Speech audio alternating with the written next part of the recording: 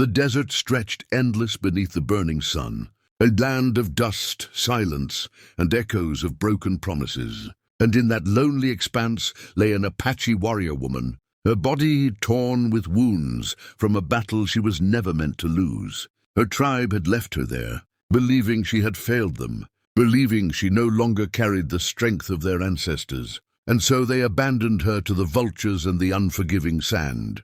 She drifted in and out of consciousness, her breath shallow, her lips cracked, her spirit somewhere between life and the shadows of death. But fate is a curious thing, and fate placed a lone cowboy on that trail, a man of worn boots, tired eyes, and a heart that still carried courage when most men had none. He saw her where she lay, her long braids dark against the sand, her hand still clutching the broken shaft of a spear. And though he could have passed her by, though no one would ever have blamed him for riding on, something in her eyes, half open, defiant even in weakness, stopped him cold. Dismounting, he knelt beside her, brushed the dust from her face, and whispered, "Not today." With strong arms he lifted her onto his horse, knowing well the risk of carrying an enemy of the frontier. But to him she was no enemy.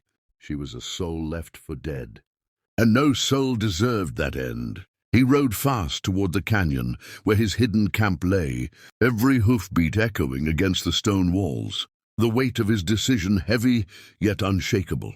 As night fell and firelight flickered against the rocks, he cleaned her wounds, gave her water drop by drop, and wrapped her in his blanket, watching the life flicker back into her chest. She did not speak, not yet, but in her silence there was gratitude, and a silent vow that the story between them had only just begun. And if you want to hear how this unlikely bond grows against the odds of the Wild West, make sure you subscribe and follow along for the rest of this tale. Morning broke across the canyon, painting the red cliffs in firelight, and with it came the sound of a sharp breath as the Apache warrior woman woke, her eyes flashing with distrust the moment she saw the cowboy tending the fire. She tried to rise, but pain chained her to the earth, and his hand gently pressed her shoulder back down. "Easy," he said, his voice steady like the river stones. "You'll tear open what I patched."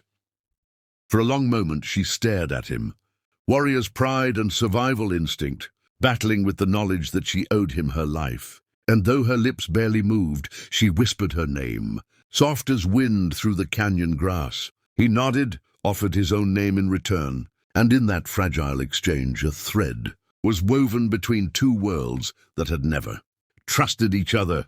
Days passed with her healing slowly, and the cowboy brought her food, kept the fire burning, and spoke little, knowing she was a woman of spirit and silence. Yet at night she would watch him, his silhouette against the stars, and wonder why he had chosen to save her when even her own tribe had not. Whispers of vengeance still burned in her heart, but alongside them grew an ember of curiosity, perhaps even trust. When raiders came through the valley one night, drawn by the smoke of his fire, she forced herself to stand beside him, her blade in hand though her wounds still ached. They fought together, back to back, two souls from different worlds bound in one desperate fight. And when the raiders fell into the dust, she looked at him not as stranger or enemy, but as something far more dangerous, a man who had seen her weakness and chosen to give her strength instead. She knew then her journey had shifted forever, and that neither the judgment of her tribe nor the laws of the frontier could erase the bond forged in blood and fire. Their story was only beginning, and if you want to travel further with them into danger, love, and destiny, don't forget to subscribe and stay for the next chapter of this wild and untamed saga. The days that followed were unlike anything either of them had known before, for in the shadow of the canyon they became not just survivor and savior, but reluctant companions tied by the invisible rope of fate. The Apache woman's wounds closed slowly, scars forming across her skin, but her spirit was sharper than ever, and the cowboy soon realized she was not one to remain still. She tested her strength by carving arrows, sharpening stones, and climbing the rocky edges of the canyon to feel the wind on her face, while he watched her with a quiet respect, never daring to chain her freedom. though he had every reason to fear she might vanish in the night. Yet she did not leave, and perhaps even she did not fully understand why. One evening, as firelight painted gold across her face, she spoke of her tribe, of betrayal, of how honor had been stripped from her name when she failed to bring back victory in a raid she had led. Her people had turned their backs, casting her into the dust, and though her voice trembled when she told it, her eyes burned like coals. The cowboy listened, offering no judgment, for he too carried ghosts, ghosts of a brother lost in the Civil War, of a home burned to ash by raiders, of nights spent with only the stars to keep him company. In the silence that followed their stories, there grew something fragile, something neither dared to name. But fate was never gentle in the West, and soon their bond was tested once more.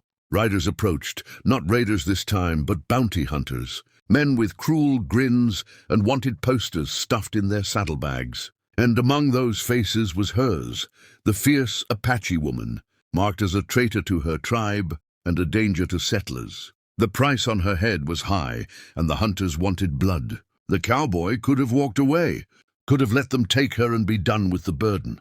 But instead, he tightened his grip on his revolver, placed himself between her and the threat, and stood like an iron wall.